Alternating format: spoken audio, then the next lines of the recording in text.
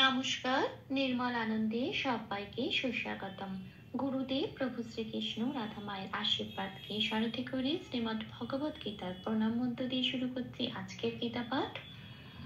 শ্রীকৃষ্ণ হৃদয়ং গীতা সংসার মরণাশিনীম জ্ঞানম ভক্তি মুক্তি দাত্রীম গীতা দেবীম নমস্তুতে।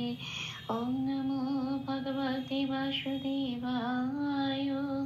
ওম নমো ভগবতে বাসুদেবায়। ওম নমো ভগবতে বাসুদেবায়।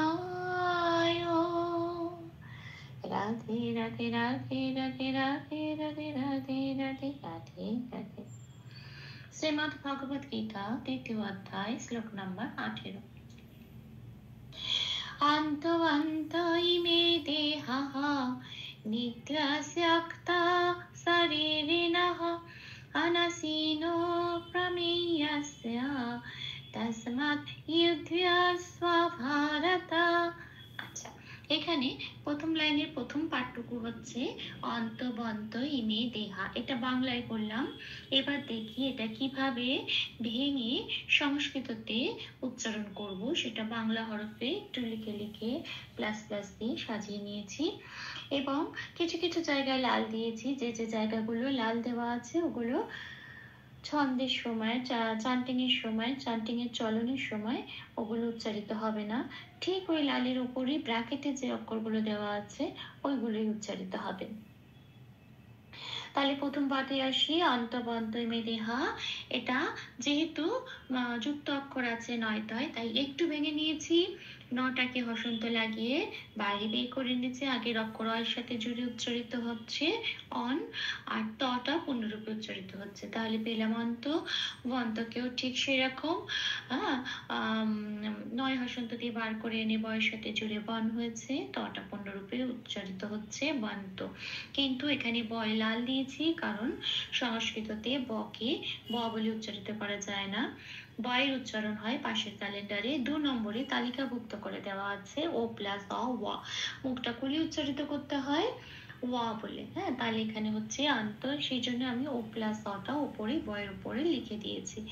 উচ্চারণ করার সময় যেখানে যেখানে লাল পাবো ওই ওপরের ওয়ার্ডগুলো উচ্চারণ করব। তাহলে কি বলবো? অন্ত, ওয়ান্ত, ওয়ান্ত, ও প্লাস অ ন, ওয়ান্ত, অন্ত, ওয়ান্ত।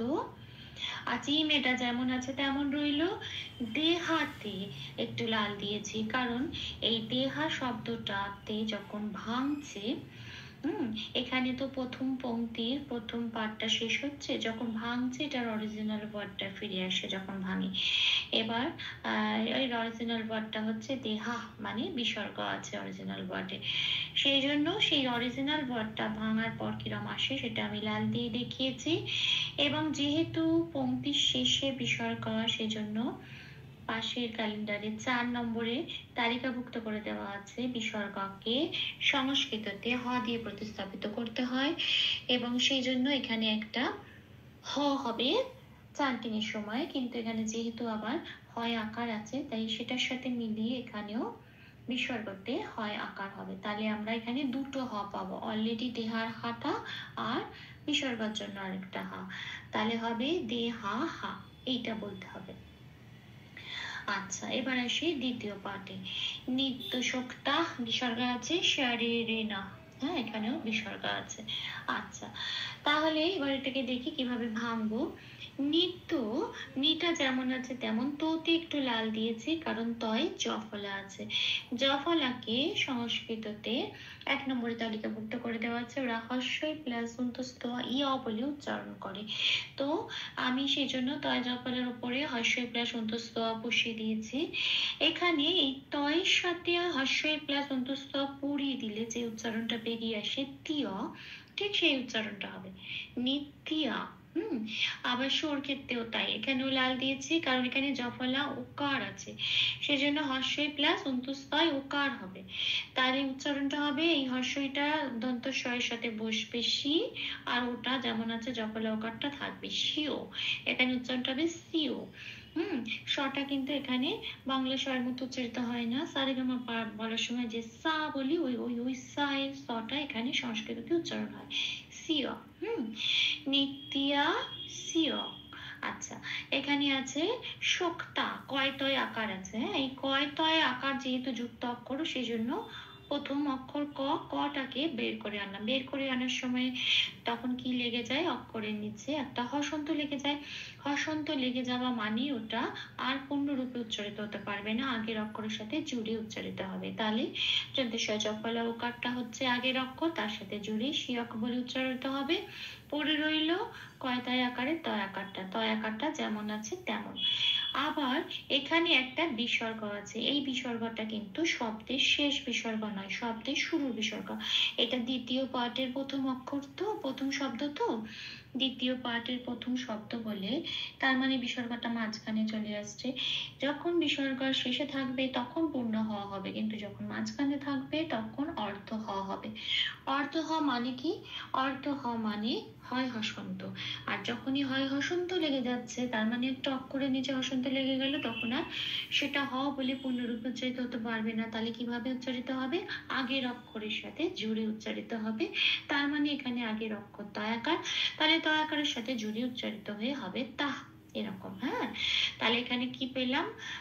নিত্যা, শিয়ক্তা, এটা শরীরিনাতে এবার বিসর্গ আছে এবং এই বিসর্গটা শেষে আছে।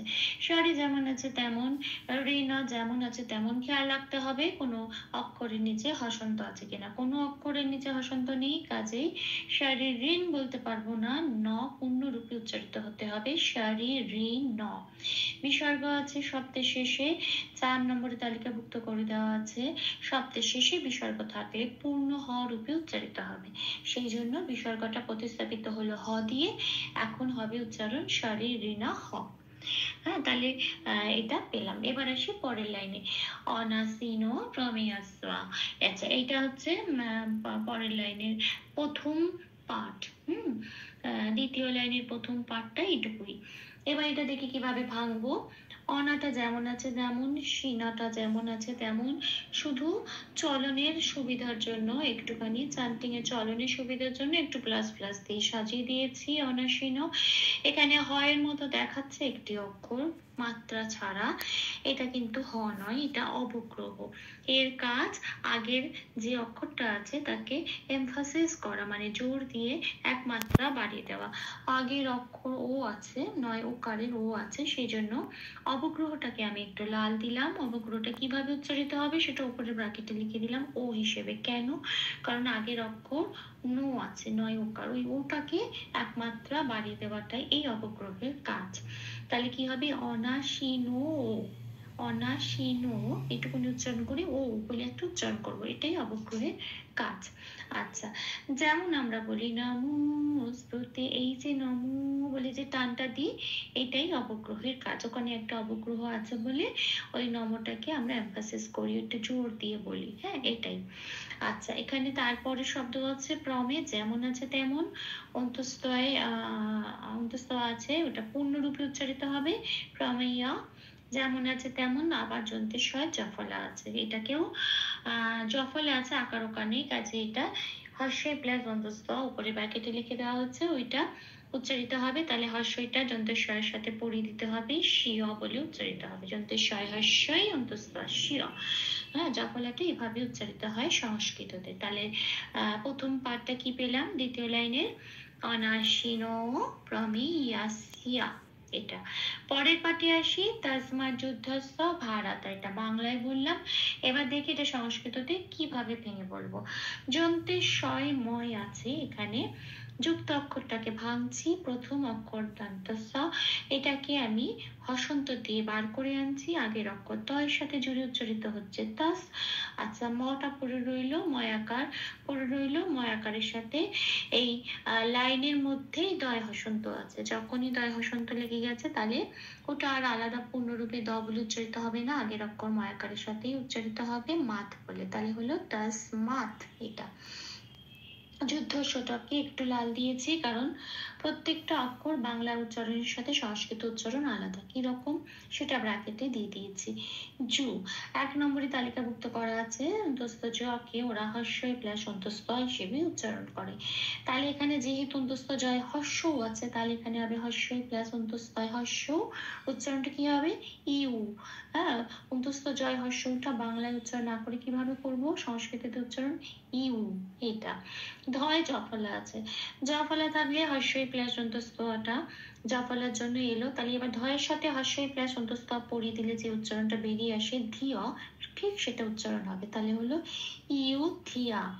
এবার সোয়া আছে, তারপরে সোয়া মানে হচ্ছে ব আছে, শয়ের তলায় ব আছে, বটা উচ্চারণ হয় ও প্লাস অ ব হিসেবে। তাহলে যন্ত্রে শয়ের সাথে ও প্লাস অ জুড়ে দিলে কিরম উচ্চারণটা হবে? সোয়া। সোয়া এই উচ্চারণটা করতে হবে। তাহলে হলো তাসমাত ইউধিয়া সোয়া। ভারতটা যেমন আছে তেমন, শুধু খেয়াল রাখতে হবে র আর তয়ের নিচে কোনো হসন্ত নেই, এই দুটো অক্ষর আলাদা আলাদা করে পূর্ণ রূপে উচ্চারিত হবে, ভারত। তাহলে লাইনটা পেলাম, তাসমাত ইউধিয়া সোয়া ভারত। ভুল দুটি ক্ষমা করে দেবেন। চান্টিংয়ের সুবিধার জন্য, অনুশীলনের জন্য 3 বার করে চান্ট করে দেওয়ার চেষ্টা করলাম। অন্তবন্ত ইমে দেহাঃ নিত্যাস্যক্তাঃ শরীরিণঃ অনাসীনো প্রমেয়স্য তস্মাৎ ইয়ুধ্যস্ব ভারত। অন্তবন্ত ইমে দেহাঃ নিত্যাস্যক্তাঃ শরীরিণঃ অনাসীনো প্রমেয়স্য তস্মাদ্ ভারত।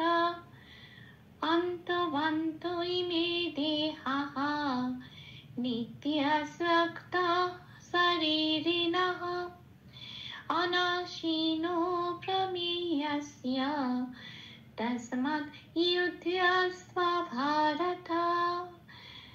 রাধে রাধে রাধে রাধে রাধে রাধে রাধে রাধে রাধে রাধে। তপ্ত কাঞ্চন গৌরাঙ্গীম রাধে বৃন্দাবনেশ্বরী বৃষভানুসুতে দেবী তাম প্রণমামি হরি প্রিয়ে। প্রভু ও শ্রী রাধা মায়ের কৃপা দৃষ্টি আমাদের সবার উপর বর্ষিত হোক। ধন্যবাদ। আপনাদের উৎসাহই আমার অনুপ্রেরণা। আমার সকল ভুল ত্রুটির ক্ষমা প্রার্থনা প্রভুর চরণে অর্পণ করলাম। ওম কৃষ্ণায় বাসুদেবায় হরয়ে পরমাত্মনে প্রণতক্লেশনাশায় গোবিন্দায় নমো নমঃ। শ্রীকৃষ্ণার্পণমস্তু। জয় শ্রীকৃষ্ণ।